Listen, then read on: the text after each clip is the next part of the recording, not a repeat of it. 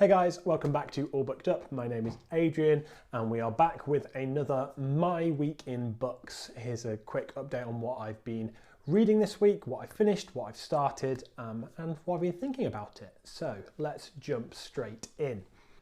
Those of you who watched last week's video will know that I was about 60% of the way through The Poison Song, which is book 3 in the Winnowing Flame trilogy by Jen Williams at the end of last week. Like I said, about 60% of the way through it. So that was the first book I completed this week, was The Poison Song. This was a brilliant conclusion to a wonderful trilogy. This series is going into my top 10 series of all time. I'm not quite sure where yet. I think I need a little bit more time to let it settle and percolate and to think through some of the things that happened, what happened to some of the characters, how it ended. All in all though, big fan. I really love this series and I think The Poison Song was a quality, solid ending to this series.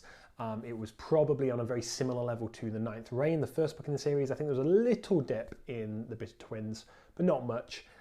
All in all, absolutely adore this series. As I've said before, keep an eye out for a Should I Read the Winnowing Flame trilogy video that will be coming out on my channel soon, hopefully. Next up, I thought I would continue my reread of the Dresden Files. This was book 3 I was coming into, so this is Grave Peril.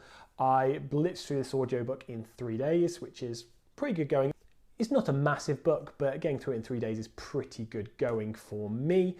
I have listened to this before, I've read this before many times, and those of you who have watched some of my videos will know I'm a big Dresden Files fan. This is really where it kicks off. This is where we really get into the meat of the series. After 2 books of sort of introing what's going on in the world and introducing us to our main character. Here we get to meet Michael, who is a brilliant secondary character. I absolutely love him. As side characters go, he is brilliant and he is widely loved in the Dresden fandom. And yeah, I blitzed through this book super quick. Brilliant book, 5-star read for me, very, very enjoyable. And the Dresden Files only goes up from here, I can promise you that. Just as a side note, I have also this week started on Summer Night, which is book 4 in the Dresden Files. I'm about 20% of the way through that currently. This is a book that I always feel like I forget what happens in Summer Night. Whenever I read it again, I know like the big things, I know where we sort of start and where we end. There's a lot of stuff that happens in it that I'm kind of like, oh yeah, that happened. So very interesting. Do like this book. I think I'm going to enjoy it a lot. Maybe not quite as much as Grave Peril, but I know I love this series and I can't wait to keep blasting through it. So moving on to some things that aren't rereads. The other book I finished this week was Norse Mythology by Neil Gaiman. Now this is not a standard fantasy fare. This is very much a Neil Gaiman retelling of Norse mythology. So he's read the Poetic Edda and some of the other Eddas that tell the story of Norse mythology in different ways, and he's stuck pretty closely to what is in some of those different translations, different tellings of Norse mythology. I really enjoyed this. It was a quick read. It definitely had a mythological feel to it. It was a lot of short stories, and all in all, it felt very classical myth storytelling, apart from the dialogue. The dialogue felt, jarring is the wrong word, I quite liked it. I think it gave us an insight into some of these characters more than what you would get in some of the Eddas and some other retellings of Norse mythology, but it did feel a little bit conflicted with the style, the more general style of this mythological retelling. All in all, I did enjoy it. It was a nice quick read, 4 stars, very happy with it. Not going to blow your socks off, I don't think, unless you're a massive Norse mythology fan, which I'm not. What I did enjoy was getting a more classical retelling of some Norse myths. That has really informed how I view some other stories and some of the series I have read. So whether that be the way that the Dresden Files, I was talking about earlier, deals with mythology and some of the Norse stuff, whether that be Paternus trilogy by Dirk Ashton, how that deals with a lot of different mythologies, and a lot of them are Norse mythologies.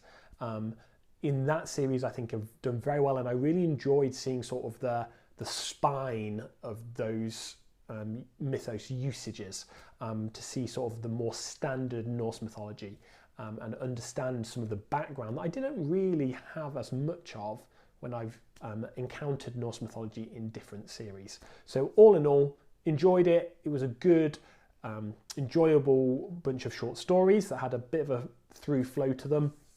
And as well as that, I think it gave me a much better grounding for when other fantasy series use this mythology as a bit of a grounding and they work off of that.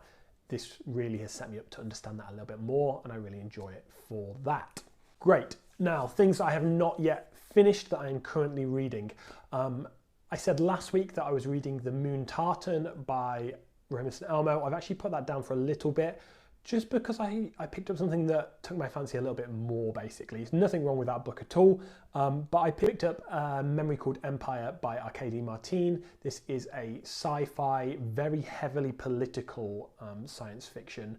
I'm about 40% of the way through it so far. I'm really enjoying it. We follow in the head of Mahit, who is a new ambassador from a small little mining colony, essentially, who is now an ambassador at the big empire next door, essentially, and she is trying to work out what happened to her predecessor and to do her best job she can as an ambassador in this empire where she is very much a small fish in a big pond.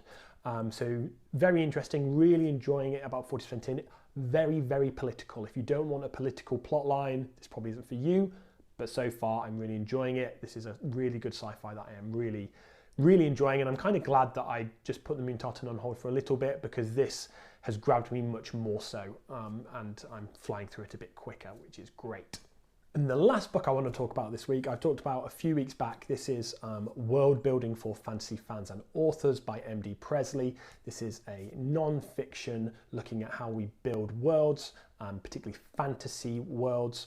I've continued with that this week. I've got about another 50-60 pages through it. I've just got to the end of the section on magic, which is very interesting. It's not that it is a bunch of ideas I've never heard before, but I just think this book is very well ordered. It takes stuff that I have heard before and some stuff I haven't, but it just orders, organizes, puts them into a nice, edible, digestible chunk. And I think it's done that very well. So it uses Sanderson's 3 laws when it's talking about hard magic a bit. It references Avatar: The Last Airbender, as well as Lord of the Rings, Star Wars, all kinds of stuff. And it's very interesting. Like I said, not massively groundbreaking for me so far, but just having things ordered in this particular way, addressing it very systematically, is actually helped me engage with it a bit better.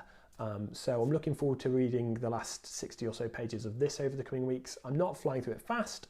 It is definitely a thing I'm sort of dipping in and out of, but big fan of it so far.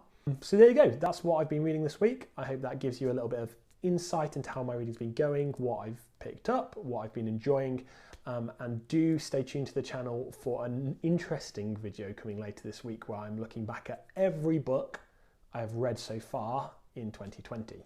So stick around for that.